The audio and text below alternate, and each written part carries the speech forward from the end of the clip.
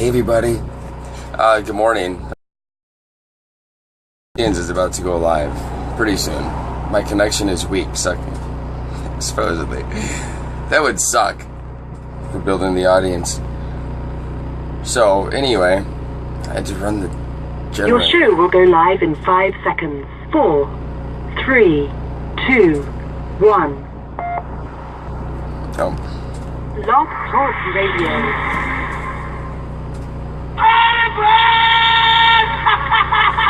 Don't touch me. I'll beat your brains out. You believe in miracles?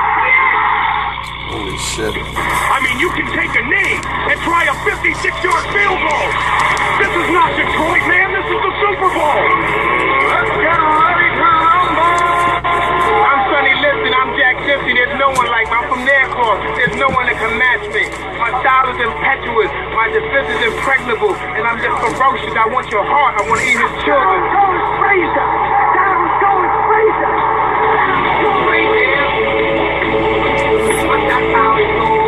Shoot. California! The big game over Stanford! I think that the NFL knows what Randy Moss has done with marijuana, and I think the NFL knows what Randy Moss does with marijuana. Playoffs? Don't talk about playoffs? You kidding me? Talk about it. Playoffs? I just hope we can win a game. Good morning. And thank you for joining me. It's the Alistair Conrad Show, live from the Common Sense Studios in Minneapolis, Minnesota. Heyo. Good morning, everybody, and welcome to Shirts v Skins. I am Alistair. With me, as usual, is Dom. He's back in Minneapolis. I am coming to you live from Venice, California. Another sunshiny day. It's a little hazy today. I woke up with... I went to the beach yesterday to meet up with some stunt friends. Awesome time. Mariah and Spencer, thank you for inviting me. It was a lot of fun. I probably had one too many cocktails. Hopefully I didn't make too much of an ass out of myself. But it was a good time. We get done like around 8. There's a party up in Hollywood or Van Nuys that I passed on because I probably had one too many. I come back here and then end up going and getting a super sized burrito from this joint on Main Street, which is super, super good. But I mean, it literally was like 10 inches. I mean, the thing was like 5 pounds. And anyway, I woke up this morning. I'm still sweating. I really am. I just wasn't doing good earlier. In fact, I'm hoping there's some water still left in here, and there is. So anyway, with that said, Dom, top of the morning, bud. How you doing? Living the dream. I worked last night. Nothing exciting like just going to the beach or a potential Hollywood party. It was a busy night though. Made some money for once. It was nice. It's been kind of a slow couple weeks. It's just a down dog days of summer. So yeah. Well, and I mean, I guess where you're at, the Twins aren't bringing in anybody, right? So it doesn't. How many people are going to a Twins game? The Royals are in.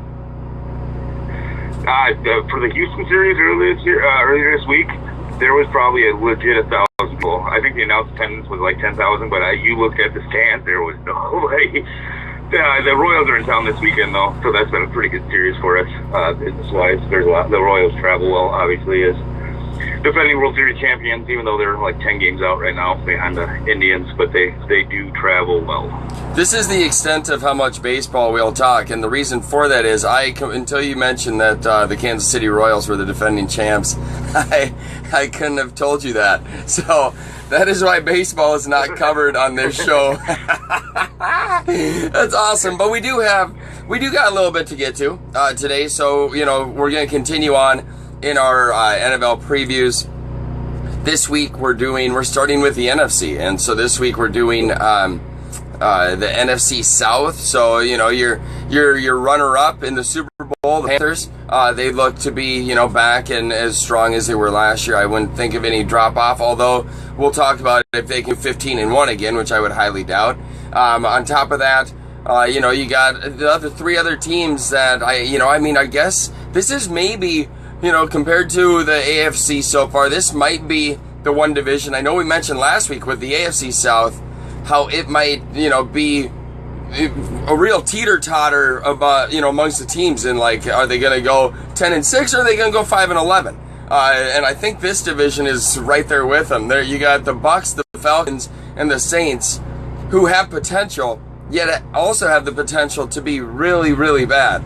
And so it's an interesting deal. The Panthers are going to be there, but the other three teams are it's kind of a question mark.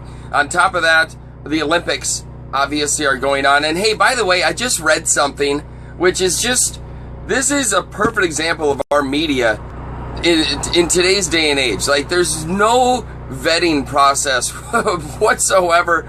I just read that Ryan Lochte got robbed at gunpoint in Rio. But there's nothing in the article. It's by his mom. It's his mom is sitting there Ryan got held at gunpoint. He got his wallet stolen or something like that. And there was another person with him. Nothing is being said from Ryan Lochte himself. You know what I'm saying? And so the IOC is refuting it, and there's nothing from Ryan Lochte yet. So it's our media is just so. There's nothing proven about it. Nobody's validating anything. It's just no, his mom said this, but there's nothing from Ryan. It's just, I don't know. It's interesting. So, obviously, probably if that is in fact a truth, there's not a lot of positive things outside of the actual events that are being good, things that are being said positively about Rio. Just not.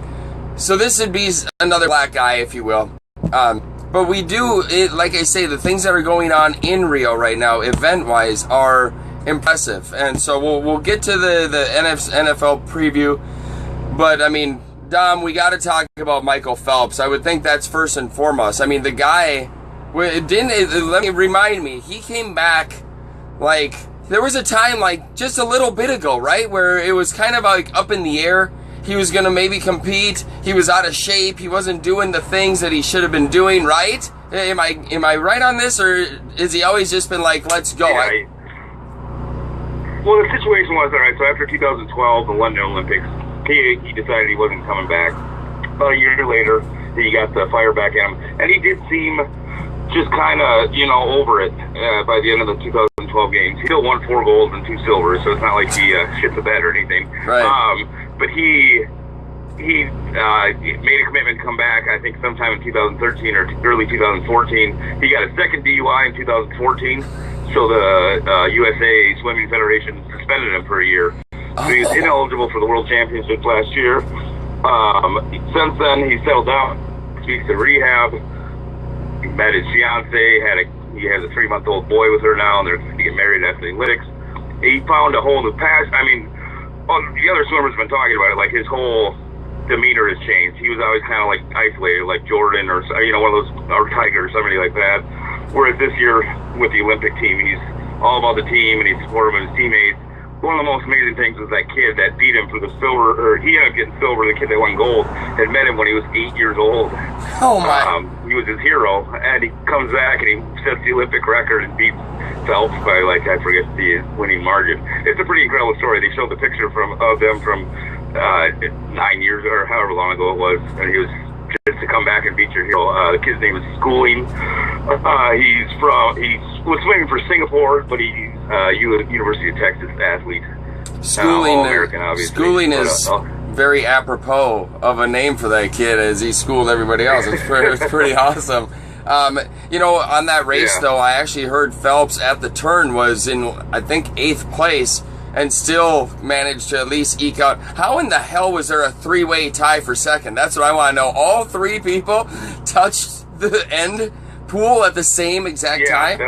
I mean, I think that's the first time in history that's happened, yeah. I would think so. I really would. Pretty incredible. So you looked it up. I had you look it up, and that's obviously why I have you on the show too, is to bring up shit like Phelps's past, because I knew something. I did know something was amiss, in some, but your wealth of knowledge, thank you. What is I had you look up his medal count. What is that medal count again? I didn't have to look it up. I know it's off my head, but 23 golds now. 13 individual golds, which breaks a 2,168-year-old Olympic record for individual golds. This legendary Leonidas from 152 BC with his 12 individual golds was the previous record. But he also has 3 silvers now and 2 bronzes. I mean, so a little tangent, is that a believable stat? Did Leonidas actually ever live? I don't know. I don't know how they have records of those back in the day. But yeah, I'll take somebody's word for it. Some Greek historian. That's awesome. That's so funny. I love it. Okay, so I mean, 28 medals. So anybody who's like listening in or watching on Facebook, anything like that, 28. Who's the next closest? Do you know who the next closest is? I can't remember her name, but it's a Russian gymnast who had 15. Is it Kamenicha or Komenicha or whatever? What was her name? No, it's not Nadia. Yeah. There Nadia you go. Comaneci. Yeah. No? It's not her. No, it's a Russian gymnast. Or a U.S. former Soviet gymnast. You know what's so sad is I haven't watched any. I haven't watched any of the Olympics. You guys know my situation. I'm in here. I can watch everything. I don't know what it is. I haven't watched a second of it, except for like highlights, which sucks too, because I really wanted to like see these swimming events and and a lot of the things. I haven't seen anything, so I'm just kind of like letting you fill in the blanks, if that's okay.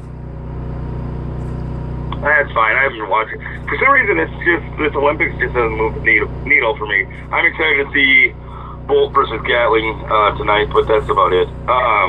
But going back to your point about Phelps, I mean, he's got to be considered one of the greatest athletes of our generation. If not, he's inarguably the greatest swimmer of all time. Yeah, and dude, he's got a 13 medal lead on the next closest person. I mean, that in itself is like the amount of medals that girl has at 15. That's almost how much he's doubled her up by. That's unbelievable when you really think about how good this dude is. And I mean, he's saying yesterday, I think it was yesterday, he said, I'm out, I'm not going to come back in 20 or whenever it is. Yeah, in 20. But I mean, it's just kind of funny. You don't want to even like count the guy out anymore. I didn't think he was going to do this. I didn't think he was going to come back and do this. I really didn't. But how about Simone is it Biles? Is that her last name? Simone Biles? Biles, I think is correct. Let me just say this. I have seen the highlights of this girl. Is she the best gymnast we've ever seen, girls? Is she the best? I don't follow gymnastics that closely, but from what I understand, yes.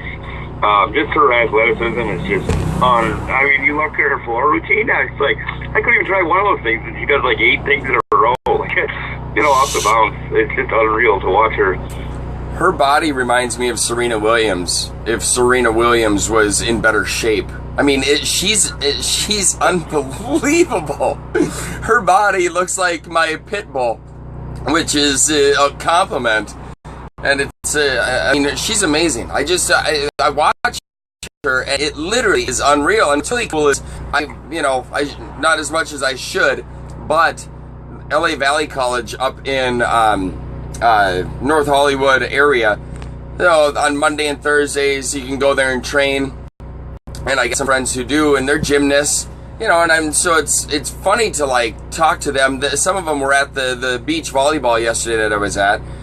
But it's fun to like talk to them about Simone and Allie and just like gymnastics in general, because I'm not that guy. And so to get their take on it and to see them train and to see how good they are, because these girls who I train with are really good, and then to like have them talk about, yeah, that girl, it's amazing. Simone it's just stuff.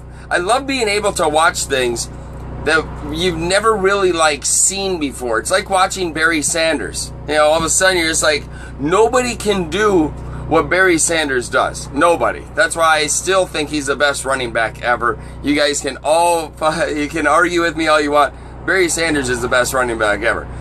But that's because we've never seen anybody like Barry Sanders before. Simone is just this, this firestorm that all of a sudden is like, what is, nobody can do that. It's like Tony Hawk when he was doing all the crazy stuff and starting off all that stuff in skateboarding. It's just like you watch and you appreciate the fact that they are that good that nobody can like compete, and this is on a world stage. To be able to sit there and be like, I'm the best in the world, and it's not even close. It's not even close, and that's how Simone is. How about the girl who won, the black girl who won the swimming deal? Is it the first black girl ever?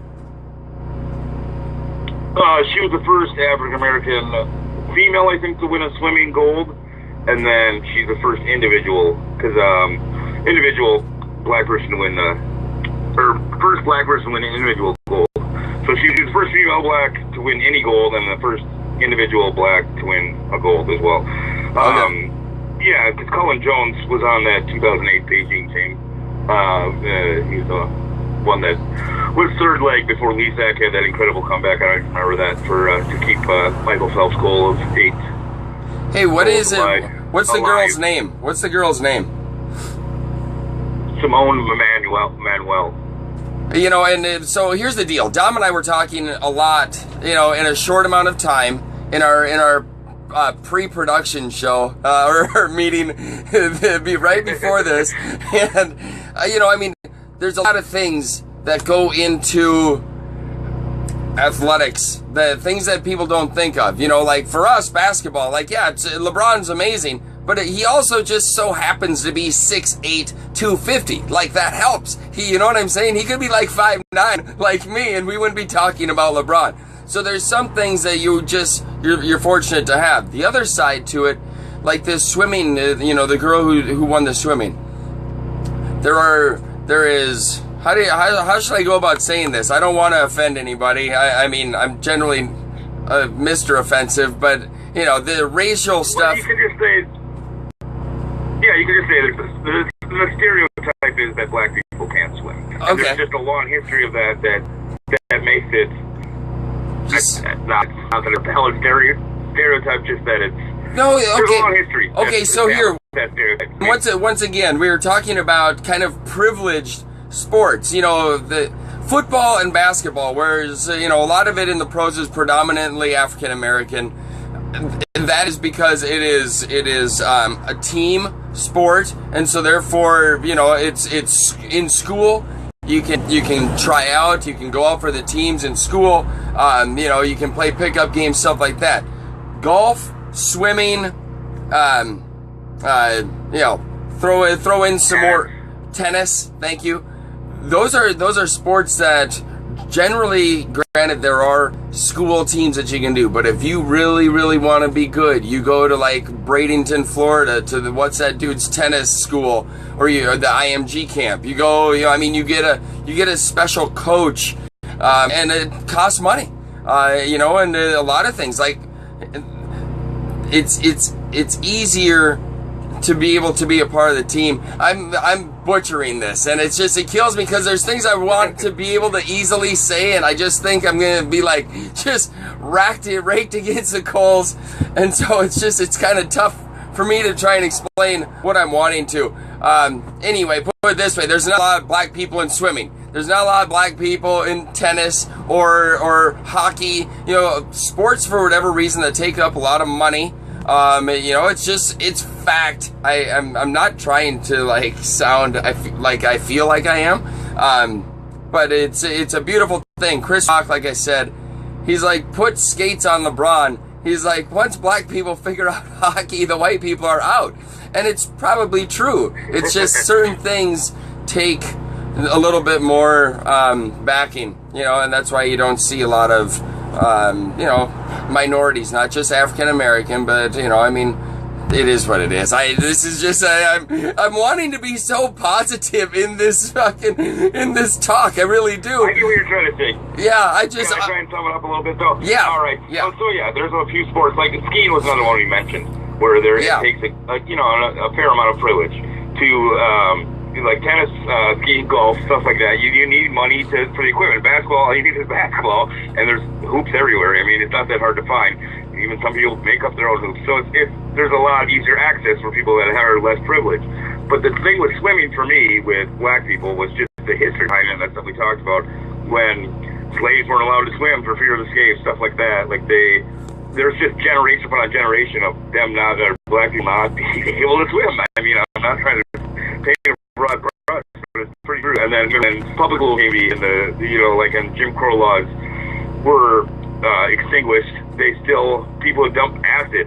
White people have dumped acid in public pools to try and prevent black people from being in there. I mean, there's just a real history of racial backing of black people not being able to swim. So that's a pretty proud moment for them then, right. For everyone to see a black win a gold in the Olympics. All right, so then, like I say, I'm not sitting here trying to be, I don't necessarily know how to say it, but you summed it up pretty nice, and we'll just go with that. Anyway, you guys are listening to Shirts v Skins. I wish I was a little bit more eloquent. By the way, those of you who are watching on live right now on Facebook, this is a Sunday morning with the sweats, with the meat sweats. So I might not look too presentable right now. Just throwing that out there, but this is from eating that Cerrito or Supreme burrito last night. It was delicious, but damn it, it was just so big. Anyway, okay, so we got about 38 minutes left here on Shirts v Skins. We do need to get into the NFC South. We do need to chat about this, and I mean, I've got so much written down. It's nuts. And so we may as well just jump right on into it. If anybody has any comments or anything, just call in 213-943-3423. He's Dom. I'm Alistair. Let's get to it, bud. Obviously, we'll start off with the Carolina Panthers. I think this is the easiest one maybe to predict, just because, no, let's not be, let's not fool ourselves. 15-1. I mean, do you think they'll go 15-1 again? Is that too easy of a question? What is the chances of them going 15-1? Even though last year was somewhat of a surprise they did it, but now they're getting actual, like, Kelvin Benjamin back.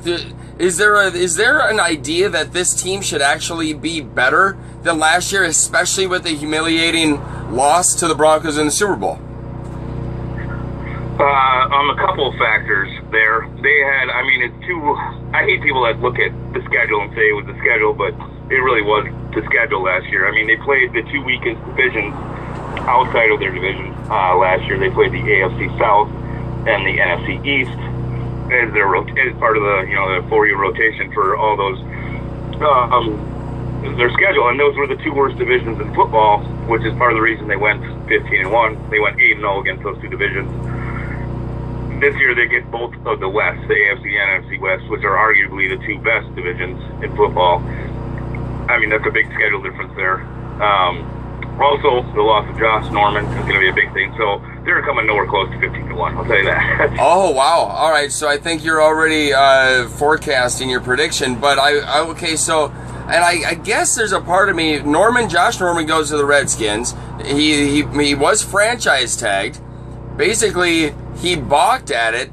They took it off of him and let him leave as a free agent, arguably one of the best cornerbacks in the league. We'll see this is going to be interesting, and obviously we'll get to Washington when we do the East, but it will be interesting to see how good Norman was, if it was the system in Carolina, or if it is going to translate with him as a player. That is going to be something to see. As for the Panthers, I mentioned how you get Kelvin Benjamin back, which is huge. He was going to have a really, I think, a big sophomore season after his rookie campaign. He did really well. What's interesting, though, is I don't think the offense is going to have an issue, obviously, unless Cam goes down. But defensively, with Norman leaving, they literally, on their depth chart right now, are starting 2 rookie cornerbacks. And like I just said, is it the system with Josh Norman? There has to be a lot of talent for Norman to succeed still. You can't be so brash and arrogant to think that your defense and your scheme on defense is so good that you can plug in 2 rookie corners and think you're going to do all right. Right? I agree. I mean, there is a lot of faith in their system, and that's they devoted more money to the offensive line. They drafted heavily. Didn't they, like 4 of their first 6 rounds were defensive backs. Second, I think they feel like second, third, and fourth round, 3 rounds in a row, they drafted corners. So yeah, like you said, they feel like that corners are pretty expendable in their system, and they just need the the guys that are the right size and the right physicality. I mean, they're saying that about James Bradbury. They're saying that he's the next. I know, Bud, but like I say, I'm with you. Well, and on top of it too, though, on top of it, you also have like your linebacking core is epic. It's arguably yes. Like you got Thomas Davis, Luke Kuechly, and Shaq Thompson, who coming out of school at Washington was like all world. Everybody thought of Shaq Thompson like you do kind of Miles Jack, just a jack of all trade type of guy, and really good at everything he does. So you put him, and last year he was a rookie, didn't really play all that much. Now all of a sudden he's starting with Davis and Kuechly. Their range as linebackers and the cover 2 that they play, maybe the corners are not as important, but still Norman was still good. You can't watch tape of the guy and be like, granted system, but I'm telling you, man, something scares me to be able to be so cocksure and say, no, we'll let Norman go, all pro, and then start and draft 3 corners and think that you're going to be okay.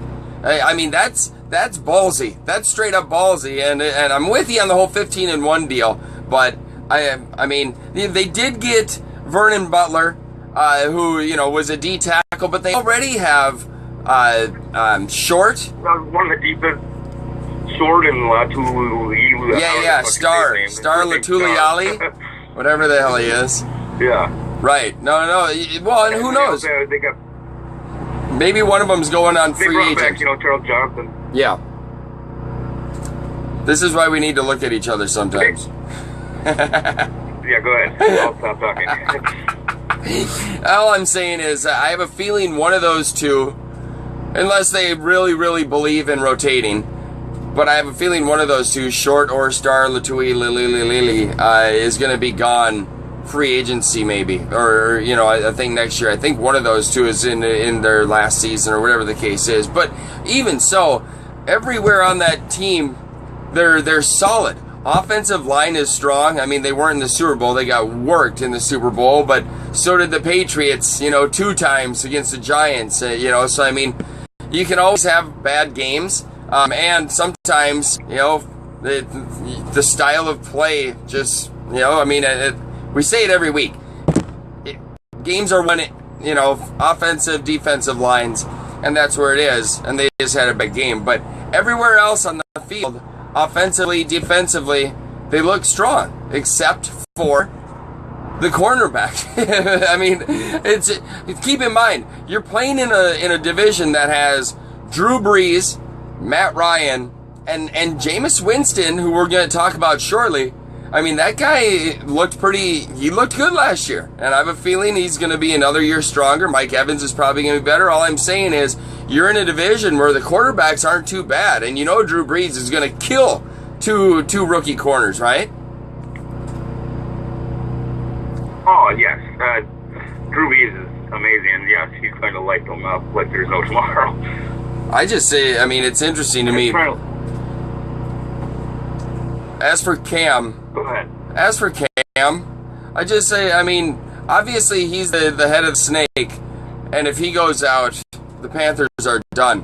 How much can they put in? Can they redo what they did last year and expect the same results? When now, as a defensive coordinator, I mean, obviously, yes, it's a lot easier said than done stopping him, but is it now more of a focal point than any? Just to be like, you stop Cam, contain him, like the Vikings did with Russell Wilson in the playoffs last year, and then you know you just have a chance? Is it that simple? I don't know, because I don't feel like he had a lot of wide receiving talent last year. I mean, Greg Olsen was probably his best receiver.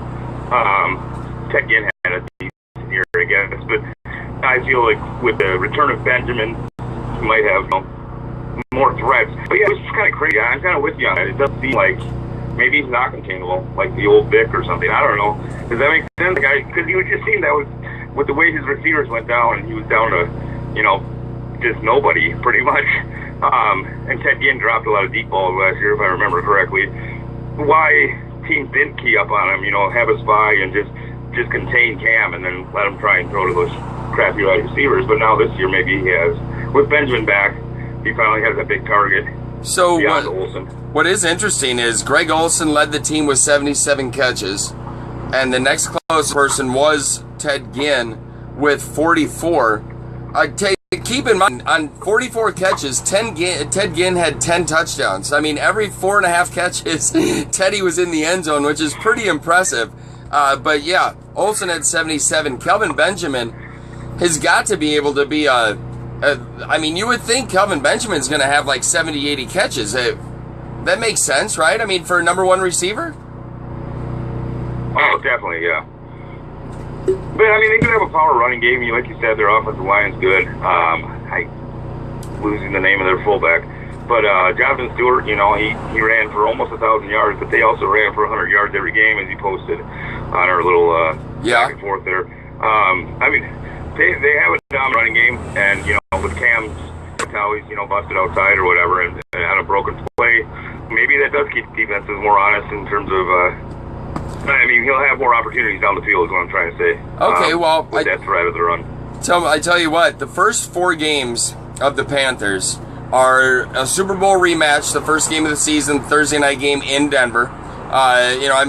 In Denver, Super Bowl champs. I know that they have quarterback issues. That's going to be an actual really, really good game because dependent on Denver's quarterback situation, who knows? I would go ahead and give the nod right now to Denver just because it's in Denver. It's the first game of the season. Their defense is still their defense. I think the offense is going to have a lot of problems in Denver. I'll give that game to Denver right now. Second game, home against the 49ers. That should be a win. Third game, home against the Vikings. That's going to be, that's going to be a really, really good game. And what's interesting about that game is just what I mentioned. The Vikings got their ass handed to them last year by Seattle in the regular season. The first time, Russell Wilson, they could not contain. I mean, it was a beatdown from the get-go.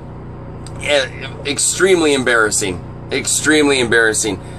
In the playoffs, though, all of a sudden the Vikings changed their defensive philosophy, contained Russell from getting outside too much, and it was obviously, once again, I don't know why this comes up every week. I don't know why I do this, but it was we were a 27-yard field goal away from winning and executing a game plan that was effective against a quarterback like Russell Wilson and Cam Newton. So that game, the third game of the season, that's going to be fun for us Vikings fans. I'm hoping. It's in Carolina, on the road. It's going to be super, super tough game. What's cool about it being the third week, number one, you've already had a couple games kind of work out some kinks possibly. And, barring injuries, both teams should really kind of have a good flow going, hopefully. Vikings are going to be coming off their first home game in their new stadium against the Packers. So I mean, it's going to be an interesting game. So, you know, I got Panthers 1-1 against the Vikings, man. I mean, I have no idea. How do you see that shaping up? Seriously. I think the Vikings go in and steal a close game, low scoring. Of course you do. He makes just enough throws and go 3-0. Oh, that would be, I mean, 1-2. That would be amazing. So then the Panthers at 1-2. Let's just say they're 1-2. I mean, they lose to the Broncos, beat Niners. They lose a close game at home against the Vikings. Then they go to Atlanta. And Atlanta, I mean, we could just segue right now into that, which would be good because we're going to talk Falcons next. An 8-8 team. They missed the playoffs last year. They just didn't have. They started the year 5-0 though, if you remember, and everybody's like, "Holy cow, Dan Quinn is like going to be the coach of the year," and everything's good. And then I think they lost 4 straight, or went 1-5. I think they went 1-5 in their next 6. And so I think they went from 5-0 to 6-6, and you know, everybody was just, you know, the luster wore off, and then reality struck. Matt Ryan did not impress. You know, there was nobody outside of Julio Jones that did anything. And by the way, Julio Jones last year only went for 136 catches, 1871. I mean, it's like, if you ever played Madden football on like PlayStation or like, you know, video games, that's like video game numbers. And what's most impressive about that is there was nobody else to throw to, really. Like, he always had double coverage on him. It's just, and he still had 136 catches. So you add Mohamed Sanu to that mix from Cincinnati. I'm trying to think. They got Alex Mack, who they got, you know, from Cleveland, to solidify their center. Those of you who don't know football, outside of quarterback on an offense, the center who snaps the ball to the quarterback, for those who really don't know football. I doubt they're listening right now, bud. Yeah, right. The center is very important. It is very, very important. He's the one who makes all the reads and the calls on the offensive line, gets everybody set, and so forth. So to bring in somebody like an all-pro like Alex Mack, that's big. That's a really, really good signing for Atlanta. Should solidify things on the offensive line. Devontae Freeman at running back is a rock star. I think he is super, super good. And you know, I mean, Florida State product, who's I think only is he in his 3rd year now? I believe so. I feel like he really fell off though, and that's when they started 5-0. He was scoring 2 touchdowns, running essentially 100 yards a game, and then once he started, he averaged like 3.1 yards a carry or something like that the last 10 weeks or so. So something of your mouth. I don't know. He fell off hard. I love that you brought it up. I love that you brought it up because he had 9 touchdowns in his first 6 games, and he only had 2 in the last 10. Yeah, I mean, I don't know what happened. I didn't follow Falcons that avidly last year, obviously, but yeah, they definitely fell off. And then Matt Ryan just did not seem his normal, consistent self. I wouldn't put him, you know, in the top tier of quarterbacks, and he's definitely in the 2nd tier, you know, just in terms of talent or, you know, the wins he put up throughout his career. How much do you think it was the new offensive coordinator? You know, I mean, Jay Cutler is a perfect example of somebody who everybody loves to like rip on, but the guy's had, I think, 5 offensive coordinators in 6 or 7 years. I mean, as a quarterback, that means you are learning a playbook that looks like a notebook every year of new plays, new formations, new play calls. I mean, it's got to be difficult for a quarterback, and that's what Matt Ryan went through with Kyle Shanahan last year. And Kyle Shanahan is kind of known, you know, for being, I would assume he's a kind of a shithead because he's a spoiled brat. He was brought up under Mike Shanahan, you know, coach's kid. That something tells me maybe he's smug. You know, if you ever see him talk, he's just kind of like I don't know, he's smug. He's a dick. And I can see how maybe people don't always mesh with him. And maybe that is Matt Ryan's issue. Keep in mind, Matt Ryan still threw for 4,600 yards last year. 21 and 16 though, not good whatsoever. Touchdown to interception. He fumbled the ball 12 times. So I mean, he did not have a good year. But like I say, you got Julio Jones back, obviously, he's everything. Roddy White's out. Mohamed Sanu is in. Mohamed Sanu, they gave a lot of money to be a number 2 and to take some of the pressure off. I'm trying to think who they have at. Oh, do they have Kobe Fleener? Is that who they got at tight end? Or is that Saints? Nope, that's the Saints. Forget it. That's the Saints. Yeah. My bad. So bottom line, I'm looking at their draft.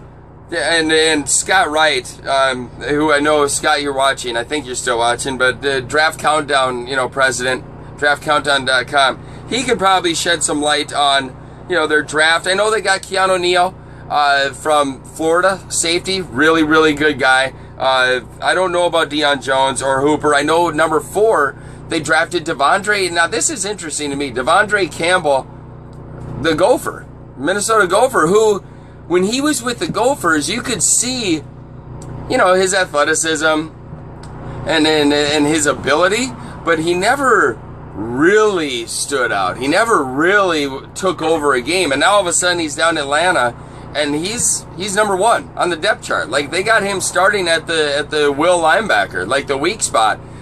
So it's interesting that it's somebody all of a sudden. It's kind of like the dude in Dallas, the other linebacker from the Gophers. I can't remember exactly who he is, but I'll remember it. I'll remember it. But anyway, let's look at their first 4, and then we'll move on to the Saints. You guys are listening to Shirts v. Skins, by the way.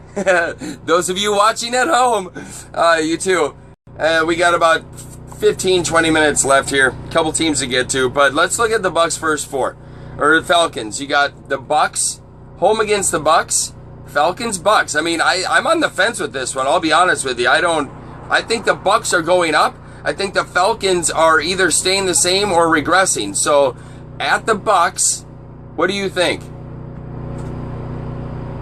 Or it's home against against the Bucks. Falcons home against the Bucks. I could see. I have no idea how to go with that one. Let's go Falcons win that one. And that's the problem with these 3 teams that we're going to talk about, is they literally, it depends on what happens, if they go 10-6 or 6-10. I mean, it's interesting. Like that game right there, both of those teams are so in flux. I couldn't even tell you. But let's just say they win the first home game because it's game number 1. Everybody's fired up. They're 1-0. Then they go to Oakland. Yeah, it's a definite loss. Oakland's taking that game. Right? I mean, everybody's hyping up Oakland, but I just don't see them going into Oakland and winning. I feel like Oakland's going to have a pretty good start to the year. And then they go to New Orleans, division game. And that's another loss, probably. Right? The Saints. Right? And then they're go well in the Super Bowl. And then they're home against the Saints. The Panthers, yeah. Or home against the Panthers. They're home against the Panthers. Which is the one regular season game that the Panthers lost last year was at Atlanta, if I'm not mistaken, 2013.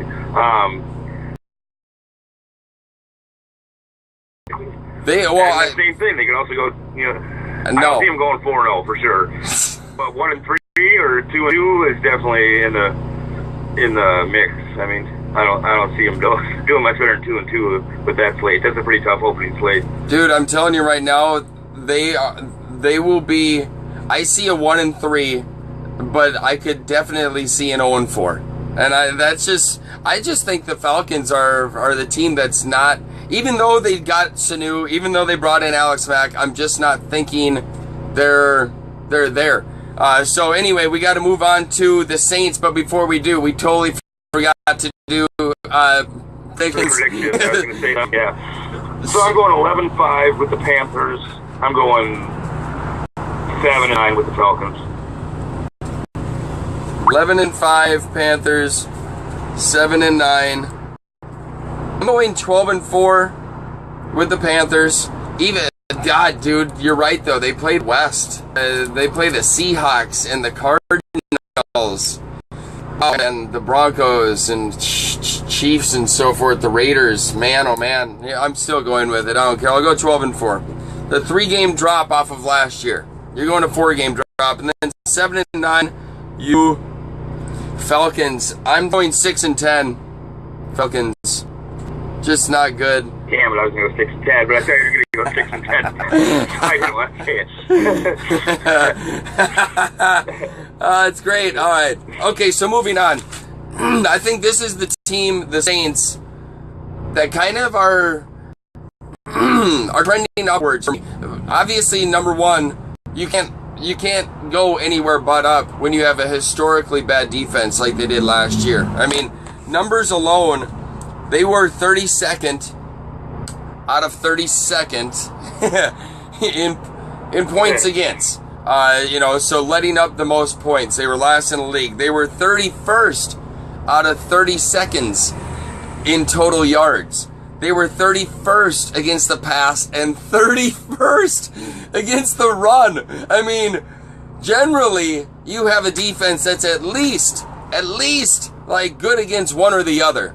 To be 31st against both, obviously it cost Rob Ryan his job as a defensive coordinator. But rightfully so. Come on. Like you just said, how crazy is that? Because normally you see like bad teams are really bad, like really bad defenses are bad against the pass, but they're better against the run because, like it just evens out. Like you can't constantly just do whatever you want against the defense. You gotta, it's just insane. You can be 31st in both categories. That just blows my mind. It's mind-blowing. It really is. I don't know, I mean, like I say, they're historically bad. They are historically bad. You flip the ball over, though, on offense, and Drew Brees had one of the best, years he's had in a long time. Almost 4,900 yards, 32 touchdowns, 11 interceptions. I mean, really impressive stuff. Drew Brees is 37 years old, and like Tom Brady, is talking about how he's just going to keep playing. I mean, there's whatever. I'm going to keep playing because I feel good. And he still is, I don't know how the guy is so accurate. I just don't get it. But Drew Brees is easy Hall of Famer. Easy Hall of Famer. Did they add enough to give him support, even with the 8th scoring offense, 2nd in yards, 1st pass, 24th in the rush? Obviously, they know where they need to improve. Is Mark Ingram the guy? He's got to be. I mean, they've given him a lot of opportunities. What did he end up with last year? Like 769 yards? Yep. And how many touchdowns? 6. 6 touchdowns. Your chicken sketch notes are great. Greatly appreciated, by the way. I mean, who else they even have right back? I don't know. Really, I don't know. I have no clue. I mean, he always seemed to have a stable of, not stable, but 2 or 3. Oh, they got Spiller. At the right. Oh, that's right. They did have Spiller. They got Spiller. Other dude. They just need to throw the ball around. I mean, there's something like 8 straight seasons now. I think Brees has 4,300 yards passing, at least, and 30 touchdowns. I mean, why fix or don't fix what's not broken? You know, I so eloquent today. This is hilarious. I know. We are just on the money. On the money today. I will say though, this team, and the Colts with Peyton Manning always had just shitty defenses. Always. The one thing that would have given them multiple championships, even maybe against the Patriots, if they just had a decent defense. But Peyton Manning always had that issue. They always had enough points, but their defense never was good enough. And that's what the Saints is. Obviously, Saints. The one year they did. Yeah, go ahead. Well, no, the one year the Colts did win the Super Bowl was they actually had a defense in 2006 with Bob Sanders and whatnot. Yeah. So you got a good point there. I mean, it's funny that's the way it worked out. It is. Tim Hightower, too. I forgot about him. That's it. Timmy Hightower. That's right. All right, so, they 7-9 last year. They missed the playoffs. Unbelievably bad D, but you got Drew Brees. Brandon Cooks I'm telling you right now, everybody, Brandon Cooks, I don't even know if I'm playing fantasy football this year or not. I haven't been given the heads up if that's going or not, but I'm telling you right now, get Brandon Cooks on your fantasy team, because that kid, he's going over 100 catches this year. The guy he is the next Antonio Brown, and just trust me on this. Antonio, he is literally in the same mold and just completely uncoverable. And when you got Drew Brees throwing to you, I mean, he is going to be over 100 catches this year. They added Fleener, and who knows if he's going to like fill the void that Jimmy Graham left, because obviously, you know, I mean, you miss a guy like Jimmy Graham. You saw what happened. You take away him out of that offense, and you know, I mean, you could see the loss from them, even though they're still good in offense, and how much he meant. So who knows? Maybe Colby Fleener steps in. Willie Snead is really good. Offensive line. Two things: the running game and defense. Those are obviously things that need to improve for them to be, you know, a playoff team. And I do think the Saints are going to be a playoff team. I really do. They drafted Sheldon Rankins, D-tackle Louisville, who's arguably one of the best tackles in the draft. We'll see how that goes. They got Michael Thomas, wide receiver, Ohio State. Supposedly, this guy is going nuts in camp. And I'm talking like nuts. They're saying every day this guy does some highlight reel catch, or, you know, his speed, blah, whatever the case is. The guy is legit. And then they got Von Bell, safety from Ohio State. So they double dipped on the Ohio State. But Von Bell is now back there with Kenny Vaccaro and Jarius Byrd, the safeties. I mean, defensively, they got, I want to say they got Laurinaitis, the longtime middle linebacker from the Rams, who's very good. I like Laurinaitis a lot. He's a really, really underrated middle linebacker who does a lot of things right. So they have nowhere to go but up, and so we'll see what happens. But real quick, their first four, home against the Saints, home against the Raiders to start.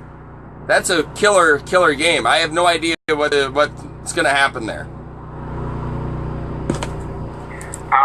Home against the Raiders. I keep getting the Raiders moving off to a fast start, so I got to see a Raiders win. At Giants. At the Giants. Yeah. That's definitely a Saints win. I don't have any faith in the Giants. Home against the Falcons. They'll win that game. We thought that was going to be... Falcons are terrible on the road. Yeah. And Saints then are really good at home. So, yeah, they could easily start 4-0. I mean, look at that. That's not very... I mean, that Raiders game is going to be tough, but that's not... That Chargers are their fourth game. That's not a very daunting home first four. Okay, so predictions, because we got probably 6 minutes. Yeah, 6-8 minutes left, something like that. So predictions for the Saints. I'll go 10-6.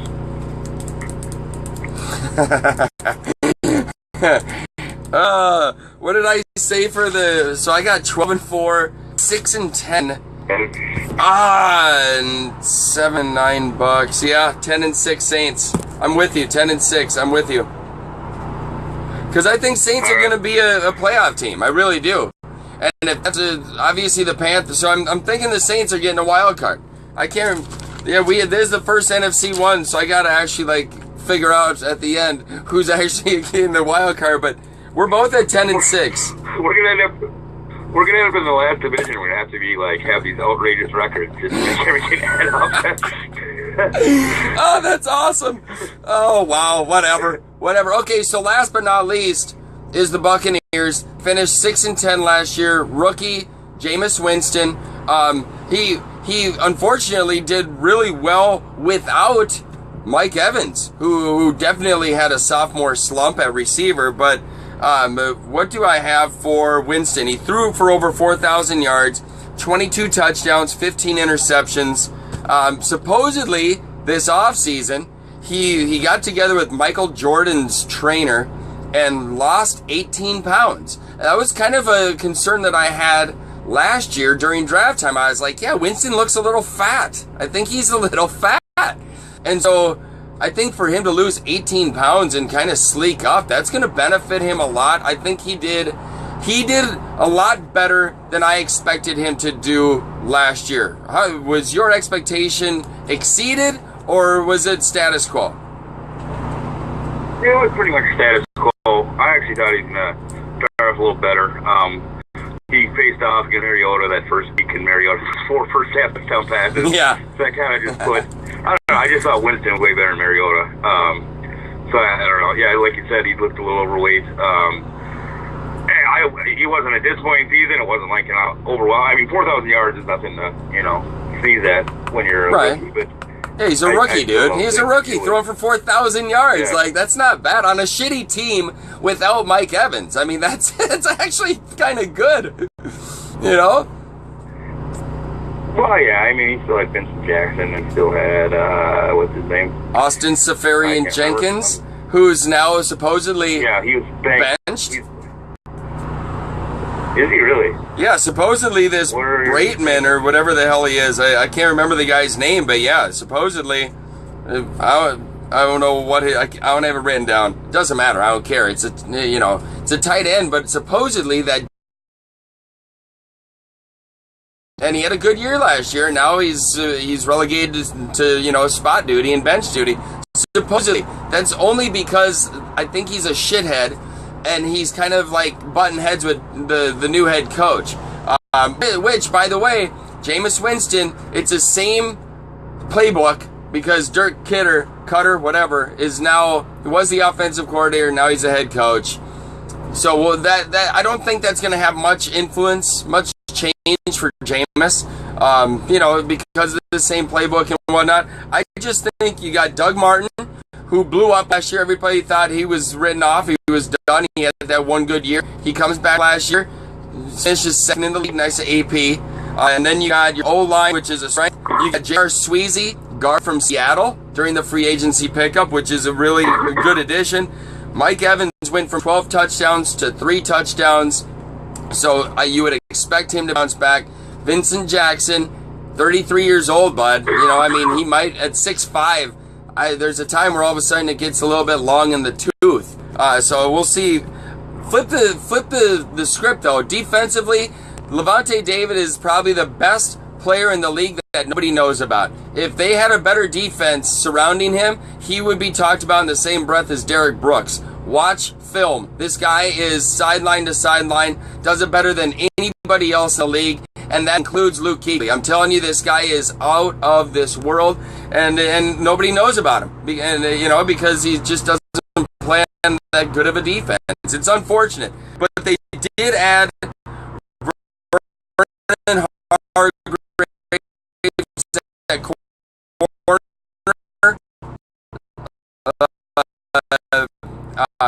Rookie from Florida, supposedly top cover in the offense. I doubt because in the fight. Picked up at Eastern Kentucky. This dude is legit. They got him in the second round, and that's exactly what the Bucs need. And so he is going to be paired up with Robert Ayers, who is a pickup too, and that could really improve the defense as a whole, because everybody knows if you can get pressure on the quarterback, it takes a lot of the pressure off of the D-backs, and that really lets people play better without the pressure, obviously. So the funniest part is they spent the second round pick and the kicker, Robert Aguayo.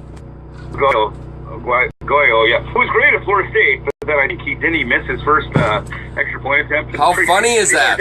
How funny is that? That's hilarious. Doesn't miss an extra point in his college career. Stick around.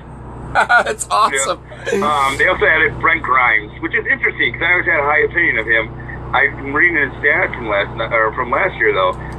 Pro Football Focus says he allowed a 103.8 passer rating and thrown in his direction with 6 touchdowns. Dude, for Miami. I didn't realize he was that bad last year. He had one good season. His wife's a cunt. Like she is just one of the. No, that's what I was gonna say. She's just doesn't shut up. Fucking hilarious.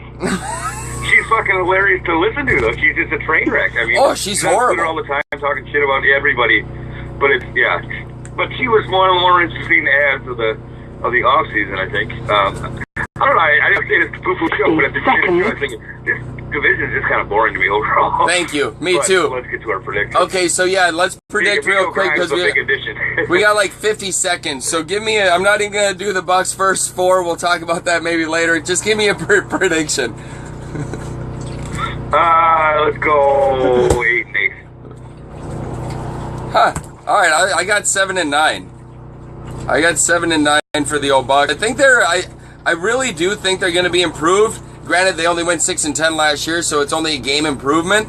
But I think they're a year away, and I think they're going to be better next year. So that's that. That is your NFC South, everybody. And we got like 10 seconds, maybe something like that left on the show. But that is it. That's it. 10 seconds. 10 seconds. There we go. All right, Dom. Thanks for hanging out. You guys watched on Facebook. Thank you. Hope you had fun. Enjoy the rest of your day. Sunday fun day. Go have fun. Woo! We're out. Peace. Bye-bye. I don't know how to finish this, I'll be honest with you. Hold on. Alright, I'm out. You guys have an awesome day. See you.